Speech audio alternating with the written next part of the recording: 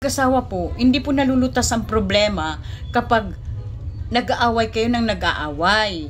Ngayon, kung may problema po, pag-usapan natin, pag-usapan nyo po. Hindi po nalulutas ang problema pag away ng away. Pag-usapan nyo at mag-usap kayo kung ano ang nararapat nating gawin. May utang tayong babayaran. Ano po ba yung dapat gawin? Hindi po nakukuha sa away at sisihan niya. Tapos sisisihin mo yung hindi ka nga dumiskarte eh. Sisisihin mo yung asawa mo eh, hindi ka nga dumiskarte eh. Anong plano, lalo na sa mga lalaki? Ano po ba yung plano?